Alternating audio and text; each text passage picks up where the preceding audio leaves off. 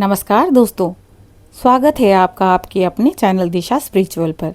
हम सुन रहे हैं गुप्त नवरात्रि की छठी महाविद्या त्रिपुर भैरवी की कहानी। कृपया मेरे साथ अंत तक बने रहें।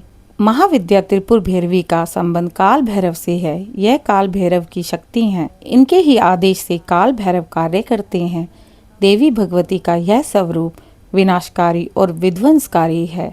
जिस प्रकार से जीवन से पहले मृत्यु निश्चित है और मृत्यु के बाद जीवन निश्चित है, उसी प्रकार निर्माण के बाद विध्वंस और विध्वंस के बाद निर्माण निश्चित है। महाविद्या है जीवित और मृत दोनों ही स्थितियों में वह दंड देती हैं। वह उग्र स्वभाव की हैं। देवी त्रिपुर भैरवी अपने कई नामों से जानी जाती हैं, जैसे त्रिपुर भैरवी, कोलेश भैरवी, चैतन्य भैरवी, नित्य भैरवी, भद्र भैरवी, शमशान भैरवी, सकल सिद्धि भैरवी, संपद प्रदा भैरवी, कामेश्वरी भैरवी। त्रिपुर भैरवी माता की कथा अत्यंत ही रहस्यमय और चमत्कारी है। यह कथा हमें देवी की करुणा, शक्ति और अनेक भक्तों के प्रति स्नेह को दर्शाती है। प्राचीन समय की बात है। दक्षिण भारत के त्रिपुर क्षेत्र में एक महर्षि तपस्या कर रहे थे। उनकी तपस्या इतनी कठोर थी कि देवी स्वयं उनके सामने प्रकट हो गईं। देवी ने उनसे पूछा, हे ऋषि, मैं तुम्हारी तपस्या से प्रसन्न हूँ, वर मांगो। महर्षि ने कहा, माँ, इस क्षेत्र के लोग बहुत ही कष्ट में हैं। उन्हें अपनी रक्षा के लिए एक शक्ति चाहिए। आप कृपया यहाँ निवास करें और उनकी रक्षा करें।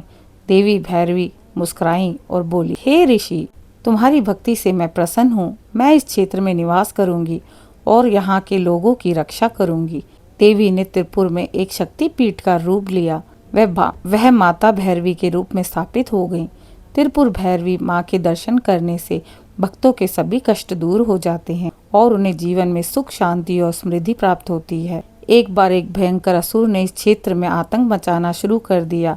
उसके अत्याचारों से लोग त्राही त्राही करने लगे। तब त्रिपुर भैरवी ने अपने क्रोधित रूप में असुर का संहार किया और सभी को उससे मुक्त कराया। यह चमत्कार होने के बाद त्रिपुर भैरवी माँ को अभयदायिनी यानी भय से मुक्त करने वाली देवी के रूप में पूजा जाने लगा। त्रिपुर भैरवी माँ की पूजा विशेष रूप से नवदुर्गा और नवरात्रि के समय की जाती है। ऐसा माना जाता है कि जो व्यक्ति सच्चे मन से उनकी आराधना करता है, उसे उनकी कृपा अवश्य प्राप्त होती है।